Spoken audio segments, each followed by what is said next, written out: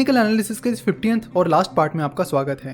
पिछले कुछ पार्ट्स में हम टेक्निकल एनालिसिस के इंडिकेटर्स की बात कर रहे हैं और आज हम बॉलिंजर बैंड्स के बारे में बात करेंगे। बॉलिंजर बैंड टेक्निकल एनालिसिस में काफी पॉपुलर चीज है। बहुत सारे ट्रेडर्स बॉलिंजर बैंड यूज करते हैं। आपने भी कई बार इसका नाम सुना होगा। तो आज हम देखेंगे कि बॉलिंजर बैंड क्या होते हैं, उनका क्या रिलेवेंस होता है और उन्हें कैसे यूज करना चाहिए। फॉर एग्जाम्पल, अगर हमें बाय या सेल डिसीजन करनी है तो उसमें बॉलिंजर बैंड को कैसे यूज कर सकते हैं, इसके बारे में भी आज हम बात करेंगे। बॉलिंजर बैंड को मिस्टर जॉन बॉलिंजर ने इन्वेंट किया है।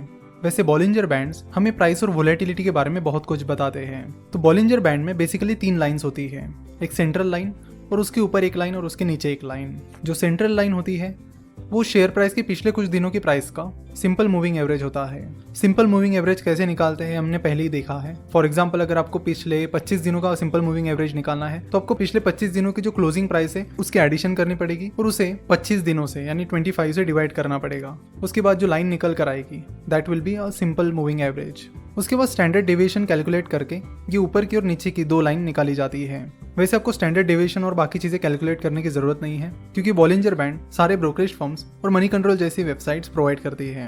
सो ये सारी चीज़ें रेडीमेड आपको मिल जाती है। वहाँ पर आपको कुछ भी सिंपल मूविंग एवरेज या फिर स्टैंडर्ड डेविएशन कैलकुलेट करने की जरूरत नहीं होती। चलो एक बार देख लेते हैं कि बॉलिंजर बैंड किस तरह दिखता है। उसके बाद हम बात करेंगे कि उसके क्या क्या एप्लीकेशंस हैं। सबसे पहले moneycontrol.com पर आइए। यहाँ पर रेफरेंस के लिए TCS का नाम डाल रहे हैं। उसके बाद यहाँ पर चार्ट पर आने के बाद यहाँ पर आपको बेसिक चार्ट दिख रहा है, आप क्लिक कीजिए एडवांस इंटरैक्टिव चार्ट पर। उसके बाद ये चार्ट ओपन हो जाएगा। इसमें आप जो भी टाइम पीरियड आपको लेना है वो आप सिलेक्ट करिए और यहाँ पर ओवरलेज लिखा है, उस पर सबसे पहला ऑप्शन है बॉलिंजर बैंड्स। यहाँ पर हमने 1 मंथ का टाइम ड्यूरेशन सिलेक्ट किया है। सो 1 मंथ की जो शेयर प्राइस है वो आपको दिख रही है। अब जैसे ही ओवरलेज पर जाकर पहला ऑप्शन है बॉलिंजर बैंड, उस पर हम क्लिक करते हैं तो उसके बाद ये बॉलिंजर बैंड आपको वहाँ पे दिखेगा। और जो मिडल लाइन है वो है उस पिछले 1 महीने की शेयर प्राइस का मूविंग एवरेज और उसके ऊपर और नीचे 2 लाइन्स है जो कि स्टैंडर्ड डेविएशन है। स्टैंडर्ड डेविएशन हमें क्या बताता है? स्टैंडर्ड डेविएशन हमें बताता है वोलेटिलिटी के बारे में।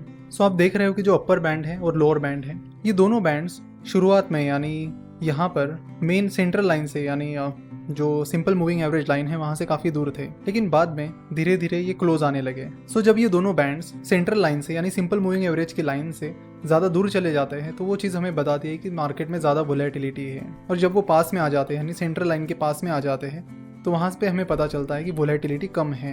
तो इस तरह बॉलिंजर बैंड्स हमें वोलेटिलिटी के बारे में बताते हैं। तो वो शेयर फिलहाल ज़्यादा वोलेटाइल है या नहीं, ये सीधा आपको बॉलिंजर बैंड देखकर पता चल जाएगा।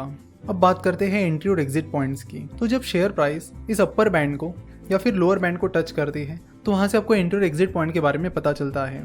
अगर शेयर प्राइस लगातार इस अपर बैंड को टच करती है तो उससे हमें पता चलता है कि वो स्टॉक ओवरबॉट हो गया है और उसमें सेलिंग प्रेशर कभी भी आ सकता है, जिससे आपको ये इंडिकेशन मिलता है कि आप उस शेयर को बेच सकते हो।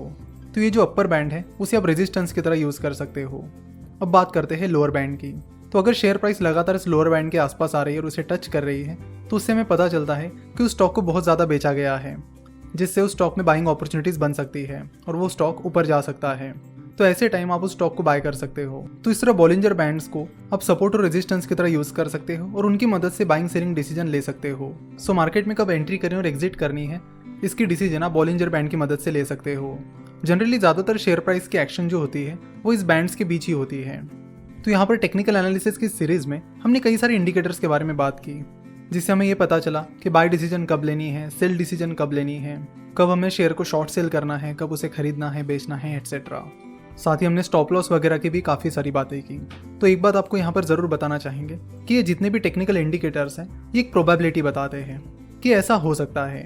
ये इंडिकेटर्स बताते कि पिछले टाइम यानी हिस्ट्री में ऐसा ऐसा हुआ था, तो आगे भी ये हो सकता है, लेकिन इसकी कोई भी गारंटी नहीं है कि वो चीज़ आगे होगी ही।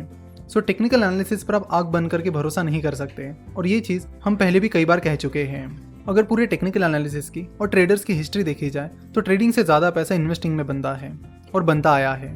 ट्रेडिंग में गैम्बलिंग का पोर्शन काफ़ी ज़्यादा होता है और ये चीज़ आप भी समझ सकते हो।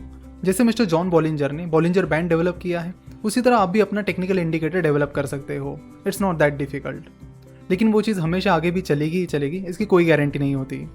सो ट्रेडिंग करते वक्त बड़े ध्यान से टेक्निकल एनालिसिस करें और जितनी इन्वेस्टमेंट आपको करनी है उसका बस एकदम छोटा सा पोर्शन आप ट्रेडिंग के लिए अलोकेट कीजिए। ज़्यादातर पोर्शन इन्वेस्टिंग के लिए ही अलोकेट कीजिए, क्योंकि इन्वेस्टिंग ही है जिससे एक्चुअली बिजनेसेस को फ़ायदा मिलता है। क्योंकि अगर आप इन्वेस्ट करोगे तो वो पैसा कंपनी को मिलेगा, आप डेली ट्रेडिंग करोगे, सुबह खरीदोगे बेचोगे, तो उससे कंपनी को कुछ नहीं मिलने वाला। ना ही कंपनी की जो ग्रोथ है उसका फ़ायदा आपको मिलेगा।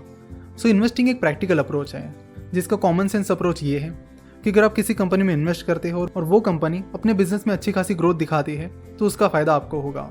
सो जितना पैसा आप स्टॉक मार्केट में इन्वेस्ट करना चाहते हो उसका ज़्यादातर पोर्शन लॉन्ग टर्म इन्वेस्टिंग के लिए साइड में रखें और बहुत ही छोटा सा पोर्शन आप ट्रेडिंग के लिए यूज़ कर सकते हो। और अल्टीमेटली आपको भी एक्सपीरियंस से पता ही चल जाएगा कि ट्रेडिंग में गैम्बलिंग का जो पार्ट होता है वो काफ़ी ज़्यादा है, इसलिए श्योर शॉट इसमें कोई भी चीज़ नहीं है। हाँ, बीच में अगर कोई ट्रेडिंग अपॉर्चुनिटी आपको मिलती है जिस पर आप काफ़ी ज़्यादा कॉन्फिडेंट हो तो ऐसी अपॉर्चुनिटी पर आप बेट कर सकते हो, but mainly always focus on long term investment. That is our advice. आज का लेक्चर देखने के लिए और हमसे जुड़े रहने के लिए आपका बहुत बहुत धन्यवाद।